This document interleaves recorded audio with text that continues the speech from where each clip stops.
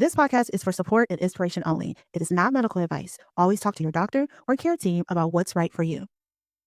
JoJo thought she was doing everything right until she almost died giving birth. Basically in a clamtic state. So my blood pressure was about 200 over 189. It was very dangerous. Now she's starting over, physically, emotionally, and as a mom of four.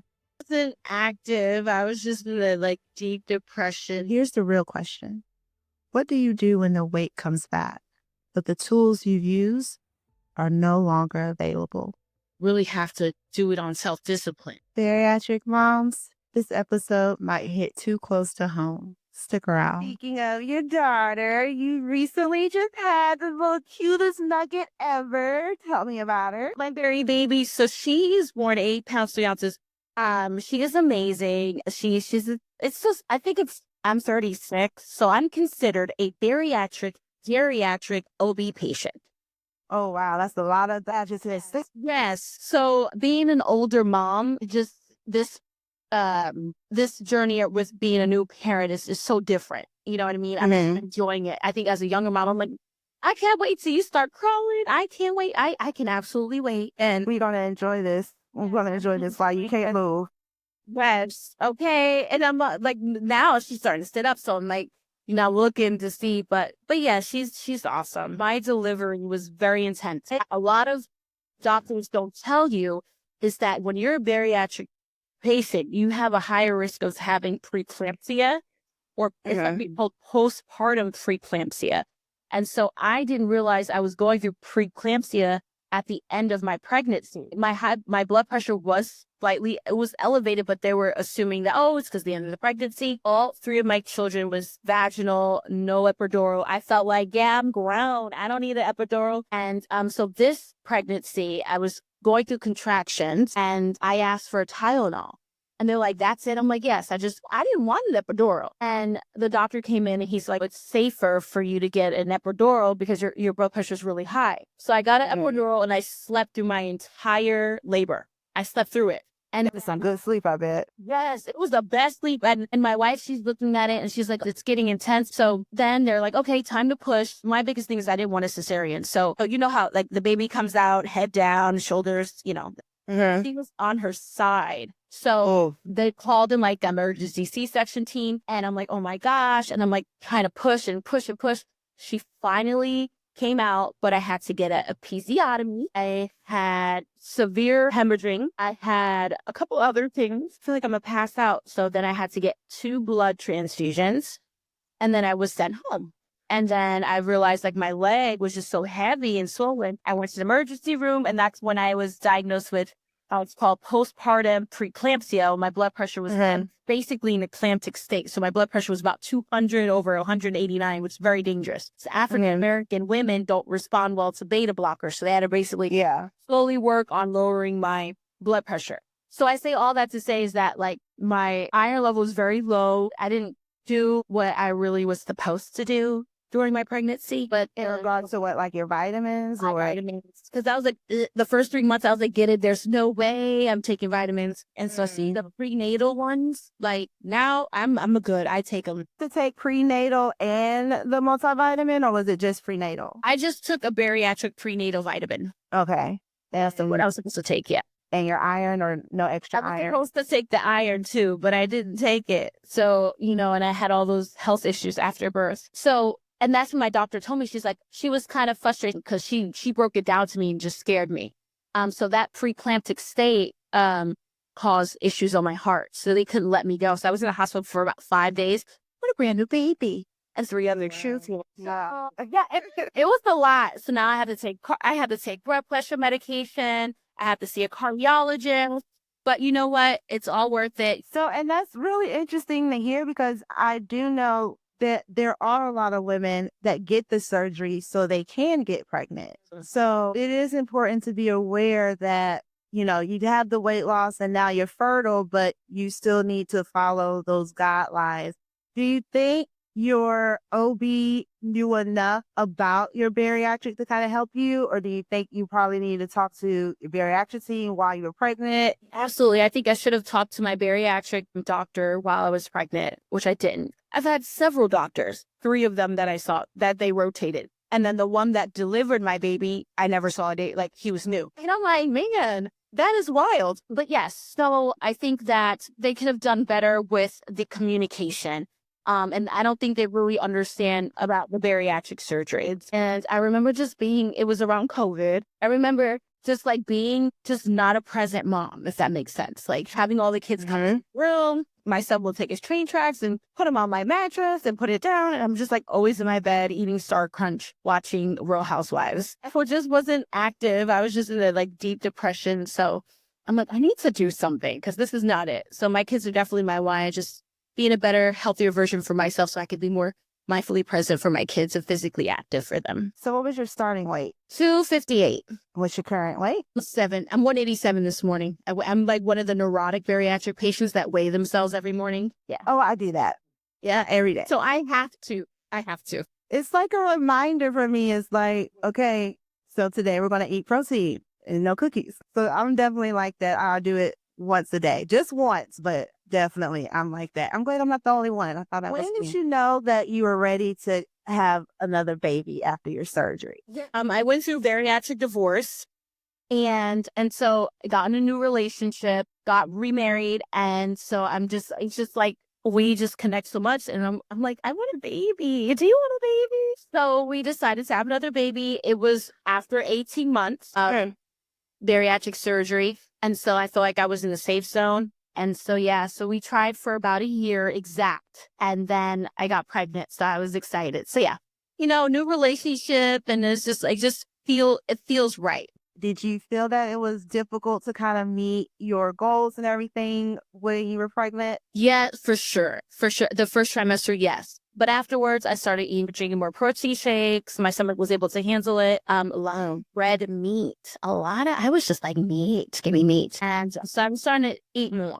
And quite frankly, I think I was more concerned about eating because the first trimester, I didn't do very much of that. So I was just kind of just eating anything, really. I didn't have a set nutritional goal, but then that's why I basically FAFO, because then I gained I was on the scale at the end of my pregnancy. It was like 230 pounds. I was like, so yeah, I packed them on pretty quickly, the pounds. What has self-care looked for you? Or are you doing self-care? Yeah, so for me, self-care has always been productivity for me.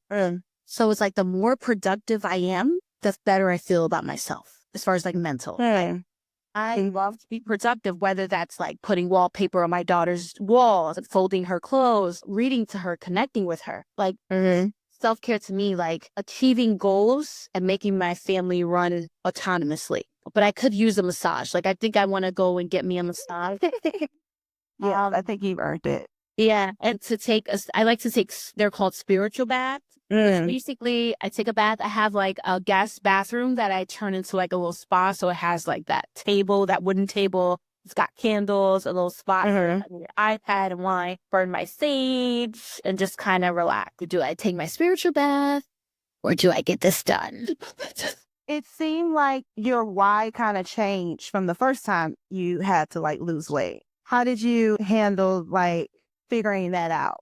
Because I know like you kind of sometimes you get on like auto mode, you just do it, but we got the hormones going, a new baby, and now like what's motivating us is changes. Like how did you get through that? I'm really kind of put a lot of things in perspective. So I'm like, no, it was just so emotional. So I'm like going through all this stuff, looking at her, and I'm like, oh my gosh, I'm not ready to go. I just had a baby. I have my other kids. My kids need me.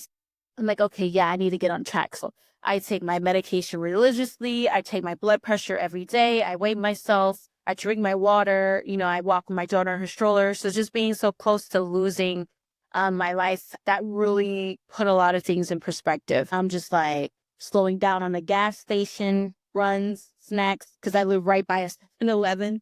Yes. Some Fridays they do the free Slurpees. We know the deals. We know where you can get all the deals. I think for me now, I've been through so much during my pregnancy with like delivering. I just thought about it. I'm like, oh my God, was it all worth it? Like, was all that worth the time away from my kids? Was all that worth all of me? Like, so I'm just like, you know what? I don't ever want to regret anything, but it definitely put things in perspective. So I'm like, I'm not about to give up. It's not what I'm going to do. But what I'm going to do is just recommit myself to really putting my best foot forward. So I think that was like a spunk in my motivation and just kind of getting back on track on how I used to do things. And I got distracted, right? Because everyone saw my potential, right? And like I didn't know that what I was doing was like almost impossible for a lot of people. Like they could never, right? I thought it was like, yeah, this is what happens. Like, I'm like, this is fine. This is what we do. And we're super women. Yeah, we're supposed to just go on 2 hours of sleep. And, you know, like now I have a different why. And now I'm like, okay, so we're going to do things, but we're going to do things a little bit different this time, you know, just kind of like compartmentalize the moves I'll make. If that makes sense. So what did you have to do when you said that it's a little different this time? What was different? I think I want to do more like mindfulness, right? So meaning like be more mindfully present with my kid. Because your girl is like a hustler. So I'm trying to slow down a little bit. And that's why I'm up all like late at night. And then do more physical activity, just doing like walking around the house. Like I like crazy walking around my kitchen with my daughter's stroller. If it's too cold outside or too hot, I'll walk around the house with her, go up and down the stairs more. When I was pregnant, I just said to my kids, hey, go upstairs and give me this. But I'm making a cognitive effort to move my body more. Because I was stuck in that hospital bed for 5 days. And I'm just like, oh my gosh, like I want to be with my kids. So definitely as it pertains to my weight loss, my approach is just moving more, at least in my house. That's something easy to do. It's sustainable to do. You know, I'm not talking about going to the gym. I'm going to go live. I'm going to get these little cute gym outfits so I can take pictures and post it. It never happened. It's too, like, it's possible, but what am I going to risk? My mental sanity. Like, I'm going to have to move my whole family schedule around. So I think this time when I say things different, it's like being realistic. What is the least thing I can do that has the highest impact? So I can walk around my house. You know, I can run up and down the stairs. I can walk around my neighborhood. If this is hitting home, go ahead and follow the show. And if you haven't already, join the Facebook group Bariatric Paths, Your Journey, Your Tribe. You can also sign up for the email list at bariatricpaths.com for updates and event info.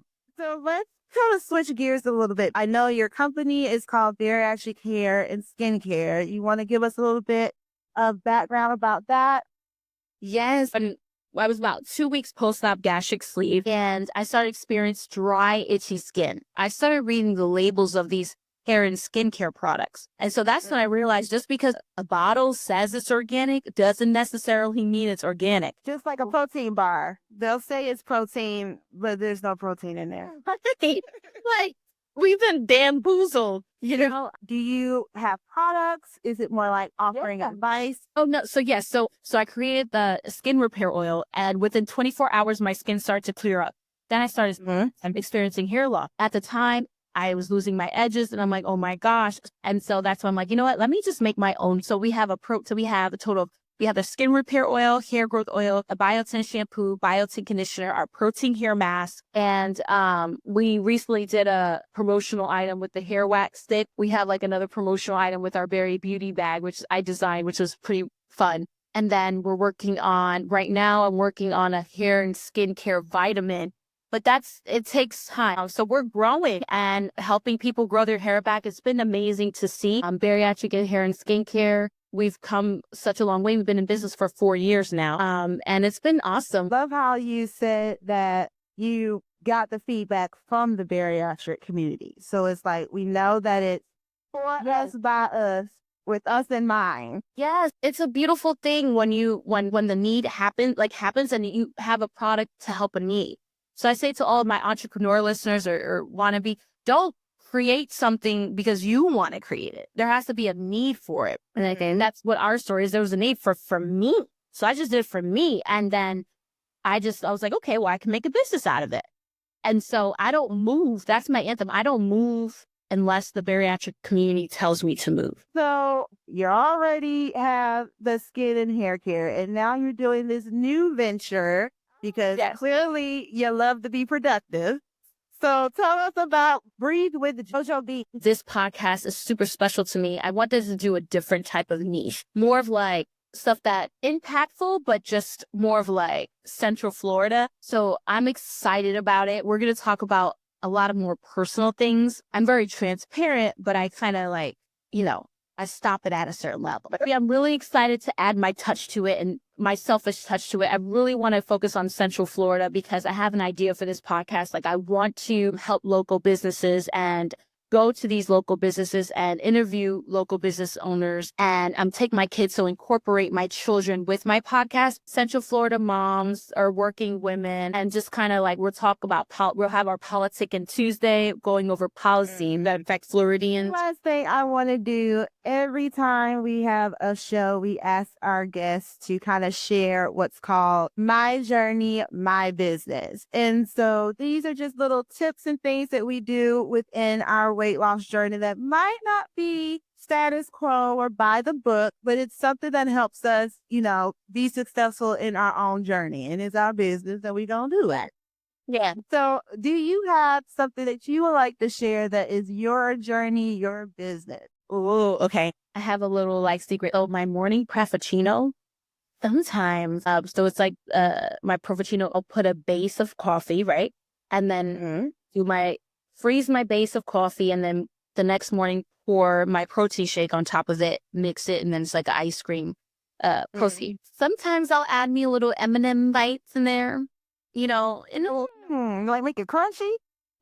Yes, I'll add me a little, or if I go by a McDonald's, I'll do the frappe, pour a little frappe in there, mix it in with the coffee. Well, you're coming back because you've already have mentioned a couple of topics I want you to come back to talk about. Yeah. Yes. So where can everyone find you if they want more information about the bariatric skin and hair care? Tell us all of the details. Yes. Okay. So if you know anybody going through hair loss, hair thinning, send them to me, send me to them. Or, having taking care of your hair, having daily routine with your hair care. You can head over to www.bariatrichairandskincare.com. And then you can find me on TikTok, Bariatric Hair and Skin Care on TikTok. And then I'm also on Instagram. It's _JoJo B. And then my podcast is Breeze with JoJo B, but we have not launched yet. Probably not till the end of the year. So, but you can follow us to be updated on that, especially if you're in the Central Florida area. Definitely want to tune in there. And yeah, so I'm like a little bit of everywhere. I have Facebook, TikTok, Instagram, and we have LinkedIn as well too. Thank you again, JoJo. I have appreciated. You really shine some light on the mommy side of bariatrics. So I'm so happy you could come and do. Thank you. Thanks for having me. This is fun. Thank you so much. Yay! Before you go, make sure to subscribe, hit that like button, and share this with someone walking their own path. Join the Facebook group and sign up at bariatricpaths.com to get all the details on upcoming events, support, and more. We're in this together. Go out there and crush it. Bariatric Paths, your journey, your way. This podcast is for support and inspiration only. It is not medical advice. Always talk to your doctor or care team about what's right for you.